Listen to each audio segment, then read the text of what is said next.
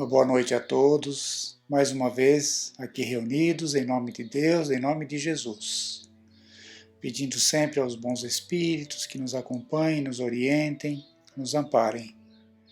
Que nesses momentos nossos lares possam estar envolvidos nos bons pensamentos, nos bons fluidos, nas boas energias desses espíritos protetores.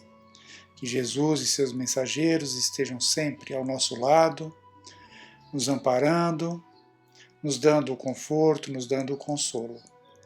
Pedindo por todos que sofrem, por todos aqueles irmãos que estão nos hospitais, aqueles que estão nas ruas, envolvidos pela violência, pelas viciações, por todos aqueles que ainda não aceitam o caminho do bem, não aceitam a disciplina. Que Jesus ampare a todos através dos seus mensageiros, Pai. Assista a cada coração sofredor, que essas vibrações neste momento cheguem até esses locais de maior dificuldade. Que Jesus nos ampare, nos assista, tenhamos um estudo proveitoso de entendimento. Que assim seja, graças a Deus, graças a Jesus. Nós vamos ver hoje do Evangelho segundo o Espiritismo, por Allan Kardec, do capítulo 4, Ninguém pode ver o reino de Deus se não nascer de novo. É o item 25, a necessidade da encarnação. É um tema bem interessante, né? A necessidade da encarnação.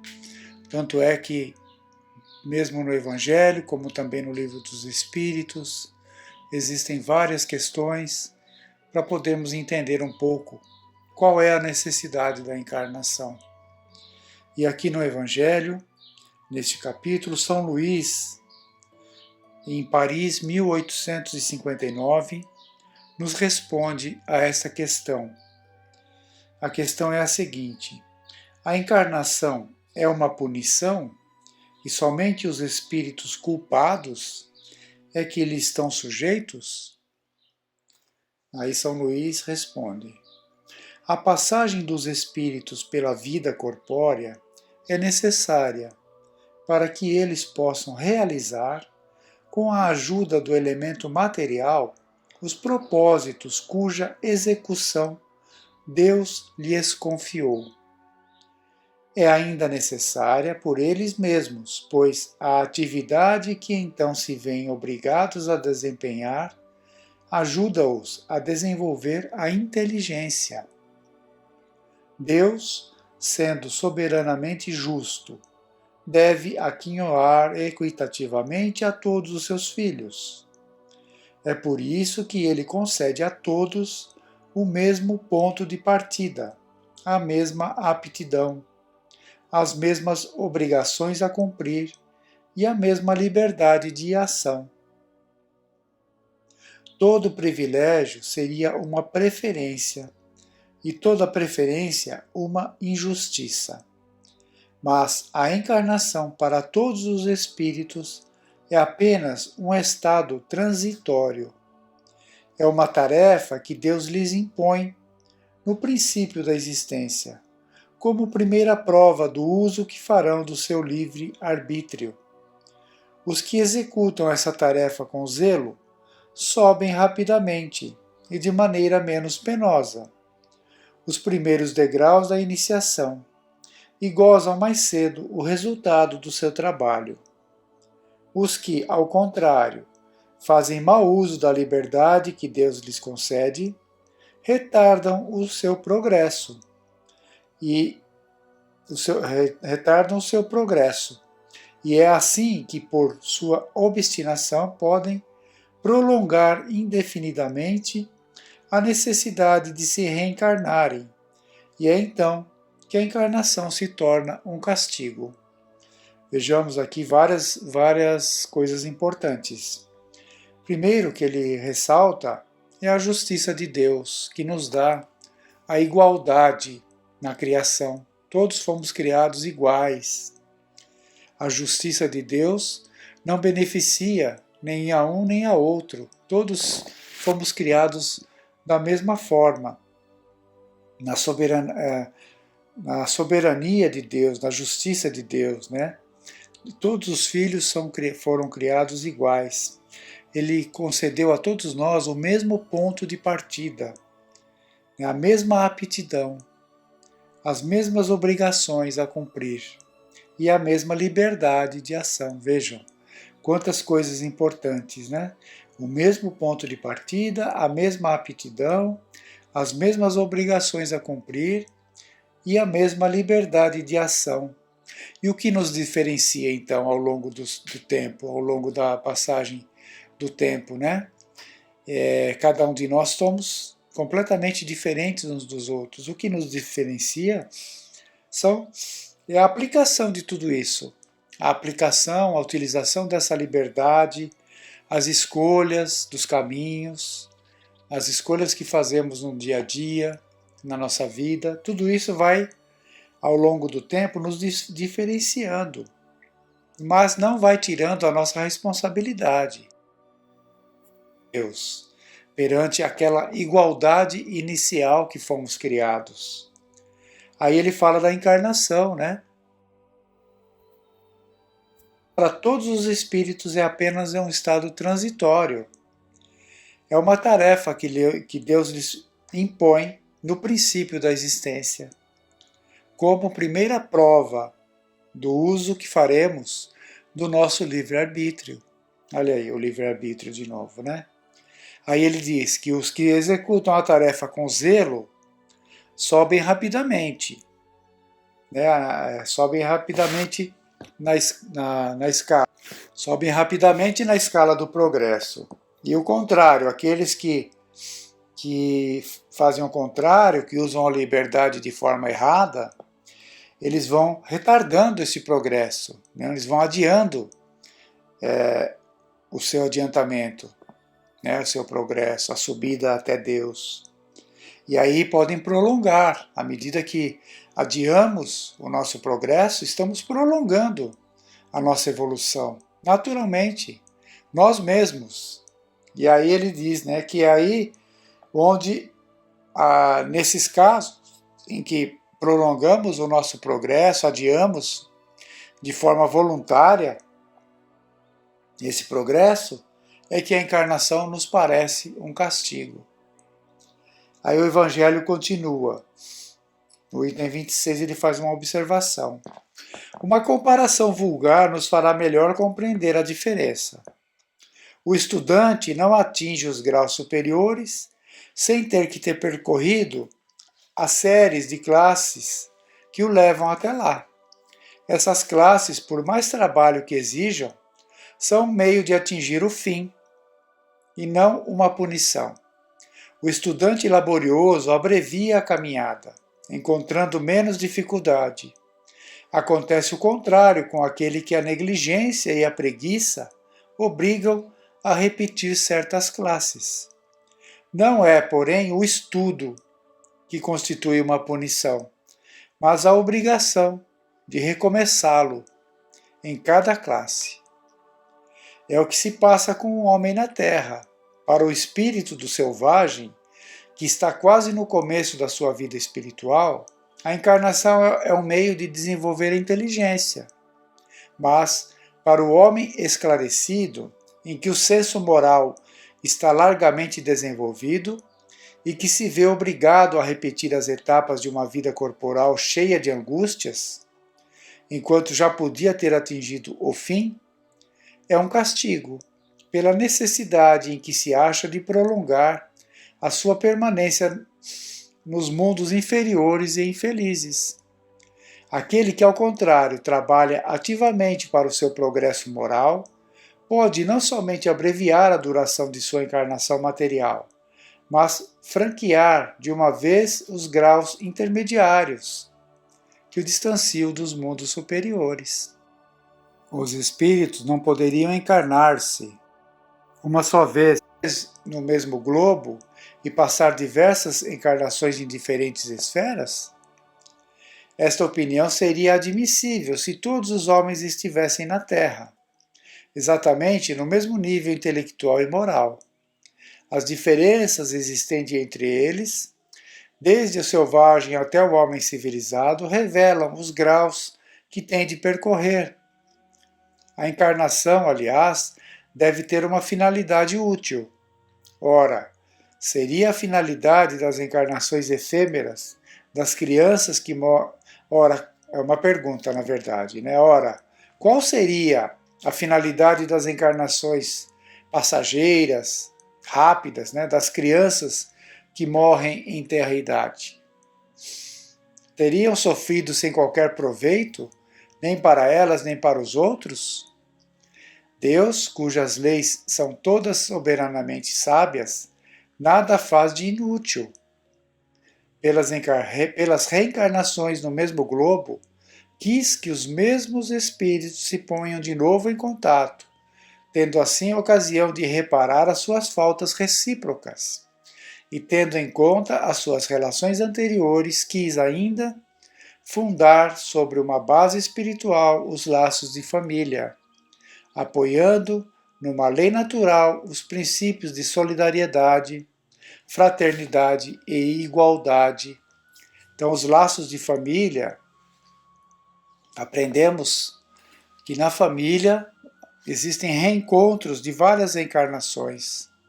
De várias vezes, os mesmos espíritos reencarnam dentro da mesma família para se entender, para superar dificuldades, né? Aí que tá. Aí é uma lei de Deus estarmos no mesmo globo, na mesma família, para superar as nossas dificuldades. Se mudássemos de local de encarnação, fôssemos para um outro globo, sem ter resgatado, reparado as dificuldades, né, os erros, né, iríamos com falhas ainda. Por isso que renascemos no mesmo ambiente, no mesmo globo ainda, junto dos mesmos espíritos. Esta é a necessidade ainda nossa, né? Que possamos entender isso, estudar muito o Evangelho, estudar muito a doutrina espírita que nos dá esses ensinamentos. Esse é o motivo das nossas reuniões também, né, toda semana, para irmos conversando, para irmos refletindo sobre esses assuntos e aos poucos formando a nossa consciência, formando o nosso conhecimento de tudo isso, que é um aprendizado infinito que teremos durante a nossa vida, as nossas reencarnações aí. Por isso que voltaremos ainda muitas vezes. Que Deus possa nos abençoar, nos dar condições de entender, bom senso, bom ânimo, para seguir sempre adiante. Fiquemos em paz, tenhamos todos uma boa semana.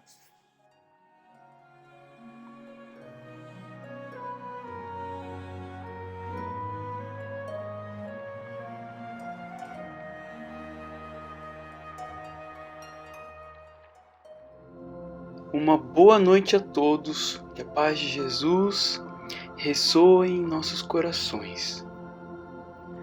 Na oportunidade passada, voltamos a nossa atenção ao conceito do sexo, de acordo com a doutrina espírita.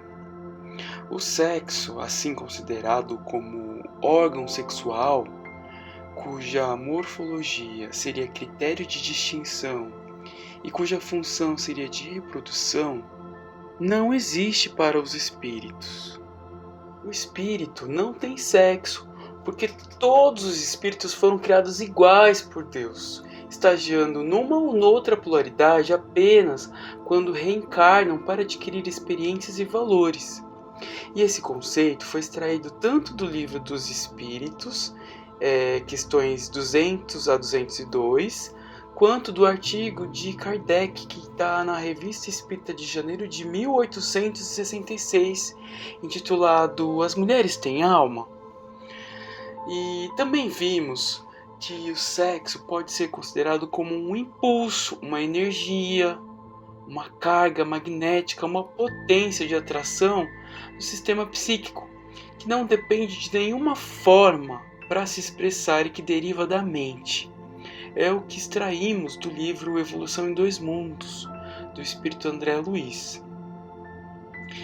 E por fim, abordamos na oportunidade passada o sexo no sentido morfológico e no sentido de conúbio, relativamente ao perispírito.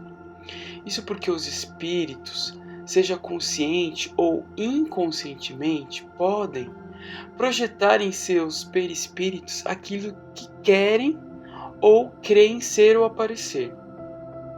E assim sendo, quando há predominância de paixões, os espíritos podem conservar uma diferenciação genital que eles mesmos plasmam em seus perispíritos, por não terem aprendido a utilizar as potencialidades sexuais com equilíbrio.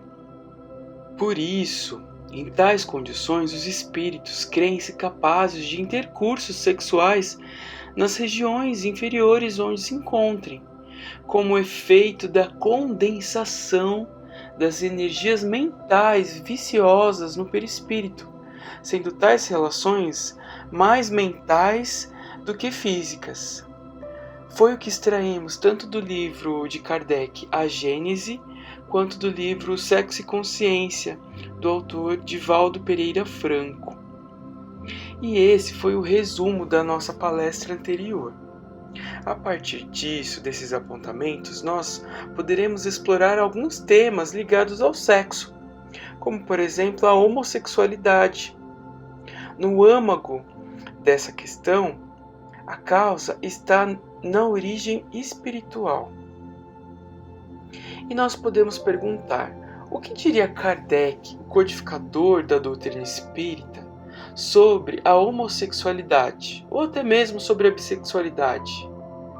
Embora esses termos não sejam expressamente usados no acervo de livros e artigos fundamentais da doutrina espírita, nós podemos afirmar que o codificador, de certa forma, abordou o tema em seu artigo já mencionado As Mulheres Têm Alma, que está na Revista Espírita de janeiro de 1866.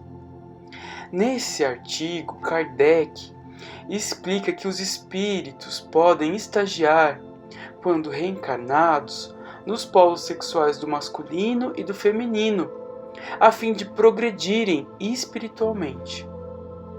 Ele esclarece também que o espírito, quando sofre a influência da vida corporal pregressa, pode trazer, numa próxima reencarnação, os gostos, as inclinações e o caráter do sexo da existência corporal de outrora. Vamos à leitura. Abre aspas. Os espíritos progridem pelos trabalhos que realizam e pelas provas que têm a suportar, como o operário se aperfeiçoa em sua arte pelo trabalho que faz. Essas provas e esses trabalhos variam conforme a sua posição social.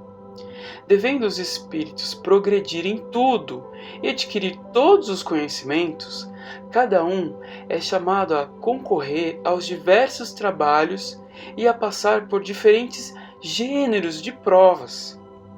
É por isso que eles renascem alternativamente, ricos ou pobres, senhores ou servos, profissionais do pensamento ou da matéria. Sofrendo o espírito encarnado a influência do organismo, seu caráter se modifica conforme as circunstâncias e se dobra às necessidades e às exigências impostas por esse mesmo organismo. Essa influência não se apaga imediatamente após a destruição do envoltório material, da mesma forma que ele não perde instantaneamente os gostos e hábitos terrenos. Depois pode acontecer que o espírito percorra uma série de existências no mesmo sexo, o que faz com que durante muito tempo ele possa conservar na condição de espírito o caráter de homem ou de mulher, cuja marca nele ficou impressa. Somente quando chegado a um certo grau de adiantamento e de desmaterialização é que a influência da matéria se apaga completamente e com ela o caráter dos sexos. Os que se nos apresentam como homens ou como mulheres assim o fazem para nos lembrarmos da existência em que os conhecemos. Se essa influência da vida corporal repercute na vida espiritual, o mesmo se dá quando o espírito passa da vida espiritual para a corporal. Numa nova encarnação, ele trará o caráter e as inclinações que tinha como espírito. Se ele for avançado, será um homem avançado. Se for atrasado, será um homem atrasado.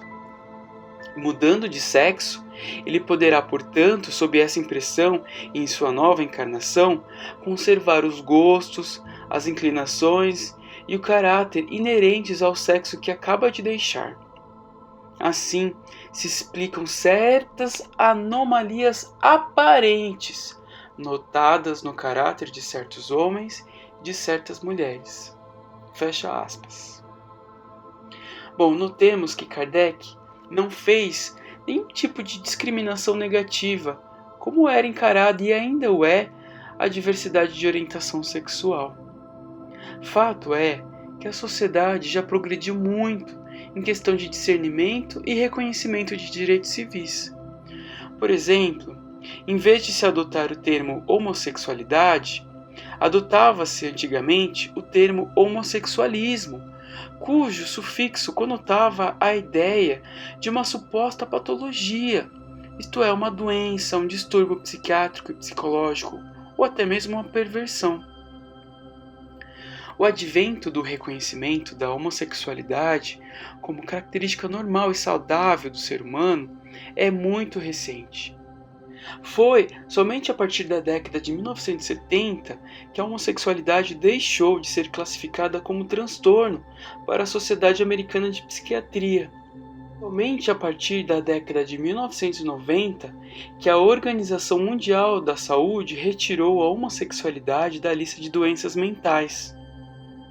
Em culturas religiosas abraâmicas, como o judaísmo, o islamismo e o cristianismo católico apostólico romano, a homossexualidade é condenada e censurada. E em muitos países, ela é criminalizada pelo próprio Estado, desde a restrição de direitos até a pena de mortes, além do fato de a própria sociedade hostilizá-la, seja pelo preconceito, seja pela violência, seja até mesmo pelo homicídio. As questões de direitos civis, as questões históricas, as questões antropológicas, sociológicas, etc., são vastas e complexas, e não nos caberia considerá-la nessa breve exposição. Mas o que gostaríamos de propor é a reflexão que a doutrina espírita nos faculta, a de que Deus criou todos os espíritos iguais, simples e ignorantes, sendo todos filhos do mesmo Criador e dignos do mesmo valor e respeito, e que a única diferença que eles possuem é o grau de evolução espiritual que herdam de si mesmos. Lembremos também que Jesus Cristo, nosso Mestre, sempre nos ensinou a amarmos-nos e a não nos condenarmos. Ele manteve relações fraternais com pessoas que eram tidas como pecadoras e que por isso eram discriminadas pela sociedade, como publicanos, samaritanos, mulheres estigmatizadas. Esses valores morais universais são incorruptíveis por qualquer visão religiosa ou opinião pessoal, porque os erros e os acertos do amor e do sexo de toda a humanidade, seja de qualquer procedência, serão analisados pelo mesmo critério de justiça e de misericórdia de Deus. Bom, com essas considerações, e ainda gravitando sobre esse tema, vamos recorrer aos esclarecimentos do Espírito Emmanuel, retirados do seu livro Vida e Sexo, que foi psicografado por Chico Xavier. Nesse livro, o Emmanuel nos relata que a homossexualidade pode decorrer tanto de imperativos de encargos particulares em determinado setor de ação, como também de imperativos regenerativos. Vamos à leitura. Abre aspas. A vida espiritual pura e simples se rege por afinidades eletivas essenciais. No entanto, através de milênios e milênios, o espírito passa por fileira imensa de reencarnações, ora na posição de feminilidade, ora em condições de masculinidade, o que sedimenta o fenômeno da bissexualidade, mais ou menos pronunciados em quase todas as criaturas. O homem e a mulher serão, desse modo, de maneira respectiva, acentuadamente masculino ou acentuadamente feminina, sem especificação psicológica absoluta. Em face disso, a individualidade em trânsito da experiência feminina para a masculina, ou vice-versa, ao envergar o casulo físico, demonstrará fatalmente os traços da feminilidade em que terá estagiado por muitos séculos, que pese ao corpo de formação masculina que o segregue, verificando-se análogo processo com referência à mulher nas mesmas circunstâncias. Obviamente compreensível, em vista do exposto, que o espírito, no renascimento, entre os homens, pode tomar um corpo feminino ou masculino, não apenas atendendo-se ao imperativo de encargos particulares em determinado setor de ação, como também no que concerne a obrigações regenerativas. O homem que abusou das faculdades genésicas, arruinando a existência de outras pessoas com a destruição de uniões construtivas e lares diversos, em muitos casos, é induzido a buscar nova posição no renascimento físico em corpo morfologicamente feminino, aprendendo em regime de prisão a reajustar os próprios sentimentos.